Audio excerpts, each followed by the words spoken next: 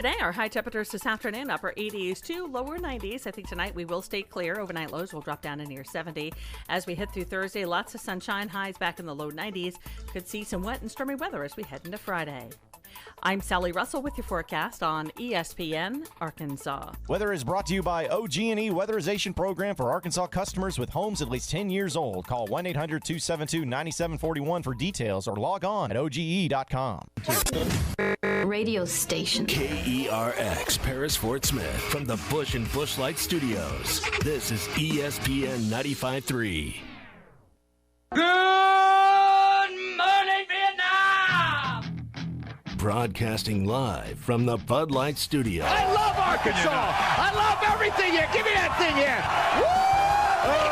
On your favorite Arkansas sports talk station. Why did that happen in Fayetteville, Arkansas? Dixon Street. It'll get you. Streaming live from Hit that line. .com. You want answers! I want the truth! You can't handle the truth! This is Halftime. Man, that ball got out of here in a hurry. With Phil Elson. You do a fantastic job on the radio. There's no one else in this league I'd rather listen to, so keep up the good work. And Ty Richardson. Guys do a good job, and I listen to you guys. 2 more quarters, and after that, most of you will never play this game again. D-Mac, hold on, Matt Ryan. D-Mac not looking back, touchdown. How about that Heisman, Mark Jones? How do you like it? Wide open again. All right, hold on, it's almost halftime. We already got into the meteor week. Yesterday was a Tuesday. Today it's hump day, and we are counting down to kickoff against Colorado State. We appreciate you being with us today on Halftime. If you want to get with us, the Cherokee Casino hotline wide open for a call or a text at 877-377-6963. Simple question today, very simple question, and something we'll get into with a couple of guests. And we want to know what you think, although really, do you know the answer right now? You could do a little bit of digging. You can watch some games from previous seasons. You can watch the press conferences and even the couple of games that he's been in there, really just for a half and 2 series. Who is Nick Starkel, the now starting quarterback and potentially the overall leader for the 2019 version of the Arkansas Razorback football team? And that's something we will ask with the Athletics' Kelly Stacy, who put together a nice profile of Nick that also involved talking with his high school coach. We had Kelly on a few weeks ago when she started her gig at the Athletic. They finally started covering Arkansas football, and we'll have her on later in hour number 1. Then Clay Henry is coming on for what I think is going to be a lot of fun, Ty, because we're gonna play Change My Mind with Clay. We're moving him to 1 o'clock for this afternoon, and that means we can sit there and play with them with one of the segments. That's good because we got a little get off my lawn with Clay last week, and honestly, don't you feel like that's perfectly set for Clay and his demeanor and everything about him? Change My Mind, I think, might be even more difficult. I think it'd be pretty difficult to get Clay to change his mind about anything, although maybe with his intelligence and experience and connections, he could get you or me or all of us to change our mind about a few things. I feel like the statement that you're going to talk to him about is going to be a funny one. I think you're going to get an interest reaction one way or another from him. I'm really excited about the segment, and Clay's always entertaining regardless of the subject, and this is, as you said, right up his wheelhouse. So that's going to be an entertaining to kick off hour number 2. Certainly will. So let's try to answer that question that we just asked. Who is Nick Starkel? We know him now as the starting quarterback, a guy that has not just potentially a big arm, but just a big arm overall, and a graduate transfer who obviously must have a pretty heavy level of intelligence. I think when you play in football, although there's a couple of injuries and all that kind of stuff, he did graduate, which seemed early, gives himself the 2 years of eligibility at Arkansas, and so I would say he's a pretty intelligent kid. 3-star recruit, so somebody that wasn't necessarily viewed by the scouting services, the recruiting services, as a big-time recruit, and initially was going to go to Oklahoma State, ends up at Texas A&M, and at A&M, we know the story. He beat out Kellen Mond for the starting job the first year there. In Aggie land, played well against UCLA, broke an ankle, ended up being one of the main reasons that UCLA came back in that ballgame at 28 points in the fourth quarter. Did you know that the Aggies led 41-10 when Starkel was hurt? I watched that game. You had Travion Williams, I believe, was the one that grabbed the Keen's cane and was trotting off on the sideline. A&M, Kevin Sumlin's team, was just battering UCLA at the time. And all of a sudden, Josh Rosen and UCLA come storming back and just put a show on in that second half, particularly in the fourth quarter. Kellen Mond went 3 for 17 in his replacement. And of course, Mond ended up beating the Razorbacks later on that season in Jerry World. And Starkel eventually comes back from the broken ankle and played fairly well down the stretch. I looked up some of his numbers from that season, and we mentioned quite a bit about near 500 yards in the Belk Bowl against Wake Forest. That was a game where he needed to try to lead a giant comeback. Wake Forest had a big lead, ended up losing by 3 in the Belk Bowl, and had a couple of decent performances against Ole Miss and LSU. So, I mean, it's somebody that I know the question was asked of him yesterday, what it was like to get back into an SEC game. And I found his answer kind of funny. He said, well, I like to be hit. That to me is what he separated what the SEC was about compared to playing, a Colorado State perhaps, or certainly a Portland State, is that he likes being hit. And did I hear him say it correctly that when he's hit, that means he carried out his play fake perfectly, Correct. Which I'm sure is music to Joe Craddock's ears. Yeah, if you remember that one, I don't know I guess it was a read option, but you really haven't seen. I think Ben Hicks has pulled the ball maybe once in the 2 games that I've watched that the quarterback has the opportunity. Most of the time they give it off to the running back, or I guess there's potential for him to throw it. It's an RPO. So it was near the end zone, if I remember correctly, and I can't remember the Ole Miss defensive player, but he just walloped Nick Starkel. And as Nick said in the press conference yesterday, that means he's carrying out his fake, and deservedly so, because you want the defensive player, whoever it is, whether it's an end, whether it's a tackle, whether it's a linebacker, to come at you because you don't have the football. Now, yes, you might get the brunt of a big hit, a big lick, something that you hit the ground, you're like, man, I wish I didn't have to do that, but obviously Nick likes it. I don't know how much I believe that he likes getting hit. There's very few guys that I've met over the years in college football that enjoy getting hit. I don't know if I buy that Nick Starkel is one of those, Phil, but later on in that press conference, another reporter asked a question if he had any pregame things that he usually does, superstitions, and he asked him he mentioned about Joe Burrow, the LSU quarterback, smacks his head into a wall with a helmet over and over again to kind of get himself ready, and Starkel said, "No, not quite that kind of hitting. Not into running into walls necessarily, but just, and I think he's comparing it to making a good play when he's getting hit. Anyway, by the way, I appreciate the text from Chandler and Roland. He sends me a screenshot of Nick Starkel's ESPN recruiting profile from way back when. So apparently Chandler and Roland knows exactly who Nick Starkel is, at least what ESPN's recruiting service said about him. What did that be, like 3 or 4 years ago? Mm-hmm. Yeah. So. But Starkel, now here's the difference from what you have between him and Ben Hicks. You got a real downfield threat. That's the major difference now, is that, and this is something you pointed out, you got the sound clip of Trent Dilfer from the Elite 11 quarterback camp, something that Chandler Morris got involved in earlier in the summer, though he didn't make the final 11. And, the Elite 11 also is where Ben Hicks made a pretty big impact, or at least came out looking really good. Comparing to some of the other quarterbacks he played against. If I remember, he was like the MVP of the week or the game that they played. But Dilfer pointed out one thing about Starkel that stood out from all the other participants, and here's what Trent Dilfer had to say about what Starkel did so well. Nick Starkel, we talked to the staff last night. I think out of 14 staff members, 13 had him as a guy they would stand on the table for. And he's a dude. He is so comfortable with himself. He just sees it. He understands timing and tempo and trajectory. He reminds me of Jared Goff, a guy that had a unique trait. His deep ball was better than NFL guys' deep ball. He would throw a 40-yard ball down the sideline like it was a slant.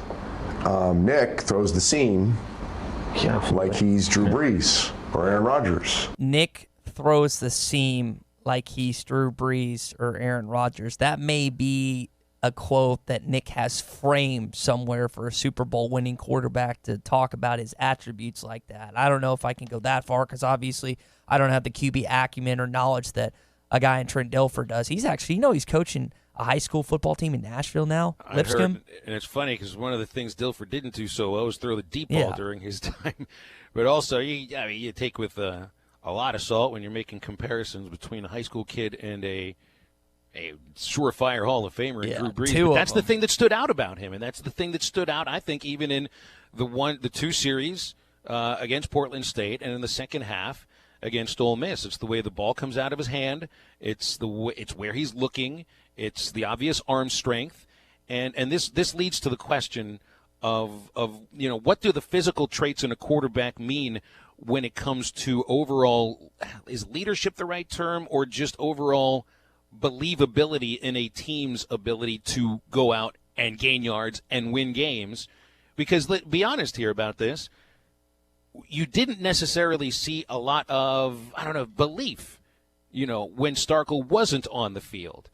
And to a man, and maybe C.J. O'Grady and Mike Woods, who were in front of the cameras yesterday, would say this about whatever quarterback is taking them out onto the field. But they seem to say and understand the same things that Chad Morris talked about on Monday, is that he made things happen. He got things done.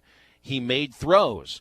And the pass catchers just obviously seem to have a little more belief, I think, in what they're taking out onto the field on Saturday. Whether or not that translates into victories against SEC teams, I don't know. But I think it'll become a much different Arkansas offense. When you're talking about a change in the guy who is handling the ball more than anybody else, except for the center perhaps, if you continue to line up in the Wildcat, this will make a world of difference in what you have seen the first 2 weeks, or really the first week and a half, you want to go to the first half of the Ole Miss game, to what you might see this Saturday. And even against Texas A&M in 2 weeks, a really good defense. First 2 game weeks, Nick Starkel did not get the 1 reps. Now he's going to have more time to get in lock, more chemistry with his wide receivers. Some are young, like a Traylon Burks, a Trey Knox, and then you have some older guys like Tyson Morris, Davion Warren, and some others. And that's going to be key because not only do we know that this guy has an arm, but in comparison with Ben Hicks, he doesn't know the offense as well. And then Ben, just assuming off the game weeks, he's been here since spring, he's had a little more time to develop with a lot of these pass catchers he's got to get to. And Nick Starkel said last night in the press conference that he has weapons around him. And that's true. But it's not the same type of weapons he had at Texas A&M.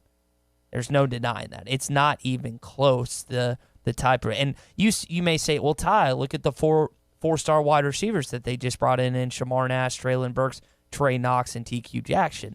Again, they are freshmen. Texas A&M had multiple wide receivers when he was on campus that were studs. Some were young, some were older. Arkansas doesn't have that across the board when it comes to the older guys, with the exception of maybe Cheyenne O'Grady. So I'm curious to see how the chemistry goes forward, Phil, with these wide receivers in this third week against Colorado State. Phone lines are lighting up. If you want to get with us, 877-377-6963 to be on the Cherokee Casino hotline. And first up is Marlon in Dallas. Marlon, welcome to Halftime. You're on the air.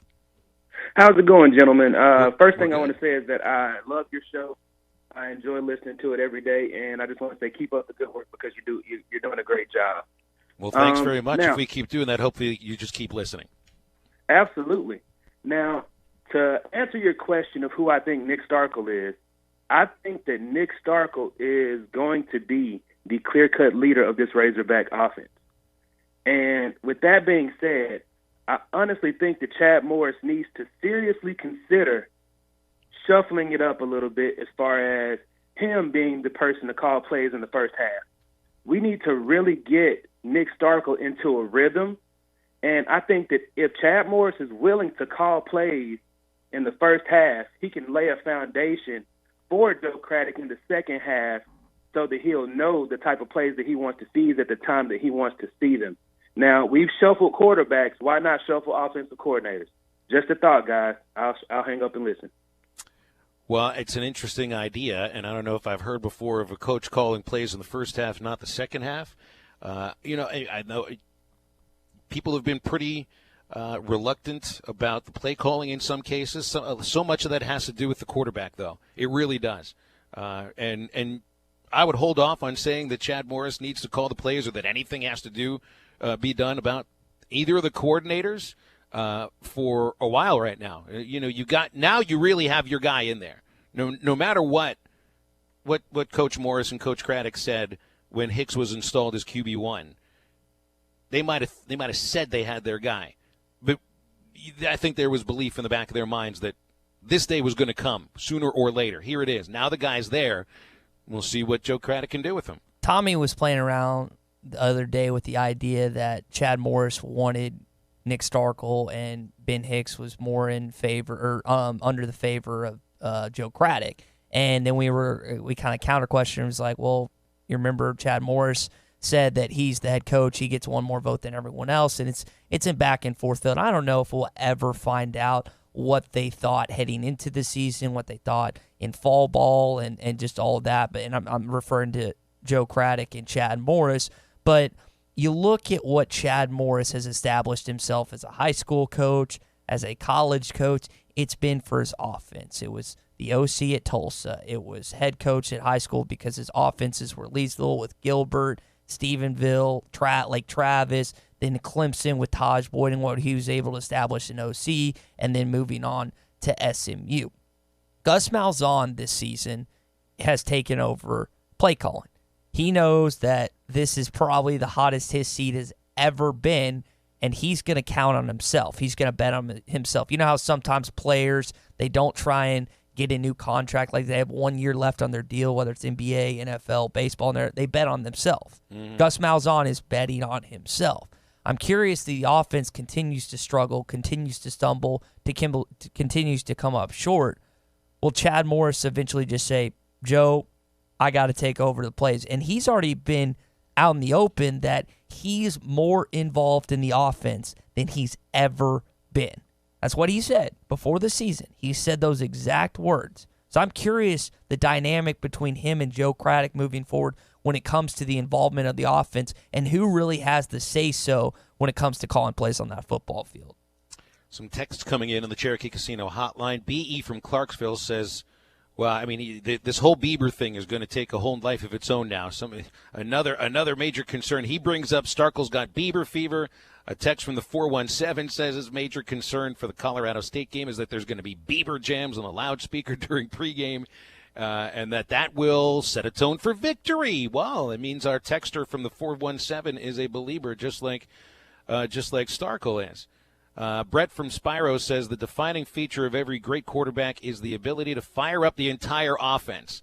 If Starkel can push every player to be better than their best, that is where you'll find an elite offense. Now, I don't know if you'll find an elite offense just yet, but I do think you're going to see a fired-up offense, one that's ready to go make plays. Here's the difference now. You feel like you've got more ability to make big plays. And this is something that Nick Starkel even talked about to the media yesterday.